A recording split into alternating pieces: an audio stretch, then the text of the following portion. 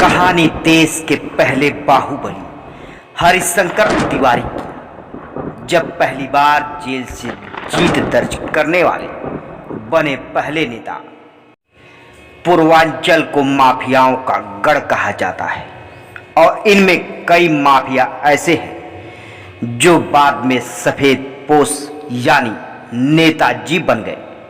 लेकिन क्या आप जानते हैं ये शुरुआत कैसे हुई? माफिया और फिर सियासत की कुर्सी का सफर किसने सबसे लंबा नापा? चलिए इसके लिए आपको थोड़ा पीछे चलना होगा। आपको बता दें कि 1985 उत्तर प्रदेश के गोरखपुर की चिल्लूपार विधानसभा सीट अचानक सुर्खियों में आ गई। वजह थी इस सीट पर एक ऐसे शख्स का जीत दर्ज करवाना जो उस वक्त जेल में बंद था। भारतीय राजनीति में ये एक नया और सबसे पहला मामला था जब किसी ने जेल से चुनाव लड़कर जीत दर्ज करवाई हो। ये विधायक थे हरिशंकर तिवारी। ब्राह्मण जाति से आने वाले हरिशंकर तिवारी ने कांग्रेस के मार्कंडे नंद को 21,728 वोटों से हराया और यहीं से शुरुआत हुई राजनीति के एक नए रूप की, बाहुबल की राजनीति की। छात्र नेता से बनाई पहचान। आपको बता दें कि हरिशंकर तिवारी बेशक पहली बार विधायक बनकर चर्चा में है, लेकिन उत्तर प्रदेश में खासकर गोरखपुर के माफिया राज में उनके नाम का डंका पहले से ही बजता था। 70 के दशक का वो दौर जब देश की राजनीति काफी तेजी से बदल रही थी। जेपी की क्रांति और कांग्रेस को मिल रही चुनौतियों का असर देश के हर राज्य में नजर आ रहा था। ऐसे में राजनीति का गढ़ कहे जाने वाला उत्तर प्रदेश कैसे पीछे रहता? जेपी के मूवमेंट ने छात्र संघ की राजनीति को नई दिशा दे दी थी और यूपी के छात्र नेता भी इसे अछूते नहीं थे। विश्वविद्यालयों में वर्चस्व की लड़ाई की शुरुआत हो चुकी थी। उस वक्त हरिशंकर तिवारी गोरखपुर विश्वविद्यालय के छात्र नेता के रूप में एक बड़ा नाम बनकर उभरे थे। छात्र संघ की राजनीति सिर्फ कॉलेज तक ही सीमित नहीं थी, बल्कि विश्वविद्यालय के ये गैंग अक्सर अपनी धाक जमाने के लिए कॉलेज से बाहर भी गुंडागर्दी करते नजर आते थे। अलग अलग गुटों में मारपीट, गोलियां चलाना, चाकू मारना, किडनैपिंग जैसी वारदातें आम हो चुकी थी।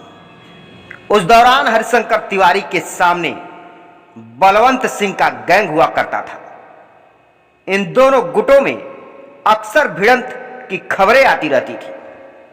हरिशंकर तिवारी और बलवंत सिंह गोरखपुर में अपनी दबंगई कायम करना चाहते थे और मकसद था सरकारी ठेकेदारी में कब्जा जमाना और इलाके के माफिया डॉन बनना।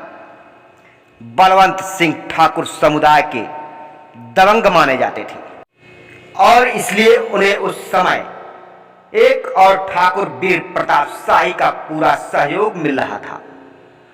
वहीं हरिशंकर तिवारी ब्राह्मण जाति के थे, तो जाति को लेकर दोनों गुट हमेशा आमने सामने होते थे।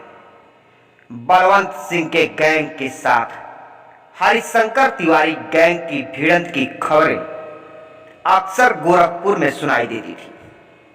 इन दोनों गुटों का मकसद होता था सरकारी ठेके हथियाना। दरअसल सरकारी ठेके दबंगई के साथ पैसा कमाने का बड़ा जरिया होता था।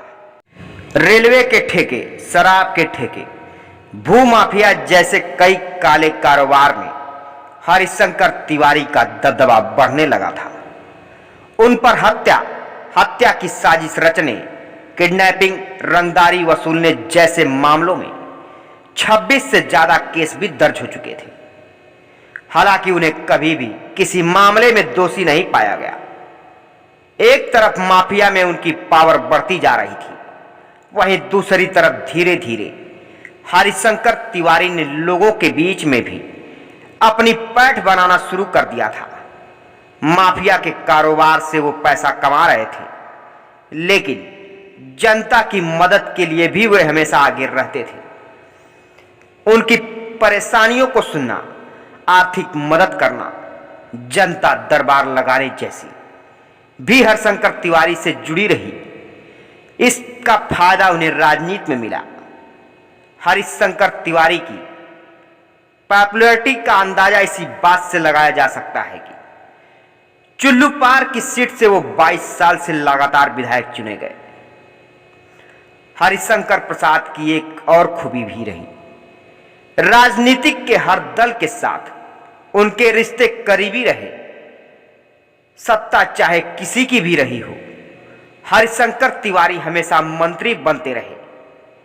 बीजेपी का दौर हो या फिर समाजवादी पार्टी या बहुजन समाज पार्टी, हर बार मंत्रालय लेने में हरिशंकर तिवारी कामयाब हो जाते। 2007 तक उस हरिशंकर तिवारी का राजनीतिक जीवन ऊंचाइयों को छूता रहा, लेकिन उसके बाद पहली बार उन्हें हार का सामना करना पड़ा। 2007 के बाद 2012 में भी हरिशंकर तिवारी चुनाव हार गए। हालांकि 2017 में उन्होंने बीएसपी सीट से अपने बेटे विनय शंकर तिवारी को टिकट दिलवाई और उन्होंने जीत भी दर्ज की।